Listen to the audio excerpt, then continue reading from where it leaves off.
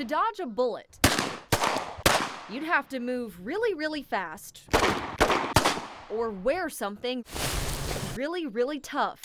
This former police officer knows all too well. That experience of wearing a heavy, uncomfortable vest with marginal ballistic protection kind of led me to want to find a way to stop bullets with a thinner vest.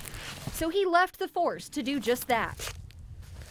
But he had no idea that what was once just an idea, I don't think there's a word for it, would save a life. but this is the first documented save of a police officer wearing our vest. Leland PD officer Jacob Schwink was wearing one of Jason Bullard's vests the night of December 9th.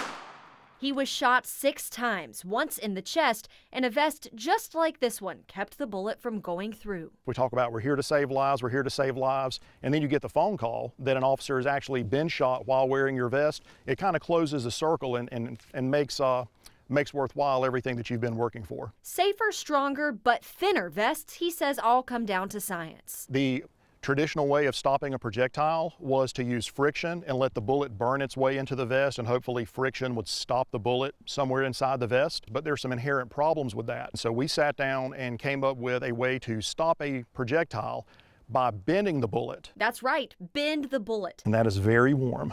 Each vest is custom sized for each officer. Jason believes that could be one of the reasons Officer Schwink is alive tonight. He was a very, very large officer, and so we had to make a specifically cut vest to fit him and generate that overlap on the side that we need to make sure that regardless of what angle he's confronted in, he has 360-degree ballistic protection. It's a 4-pound insurance policy to keep an officer as safe as possible. You're going to have some bruising. You could even have a broken bone depending on the caliber and the weight of the projectile. And another thing. And it is not a bulletproof vest, it is a bullet-resistant vest. Jason says it's important to realize there's a big difference.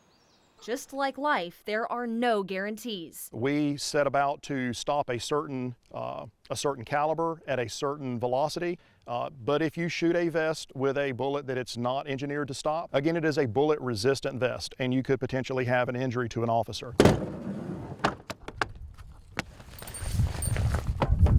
But every bullet from every gun we tried. This is a .45 caliber handgun.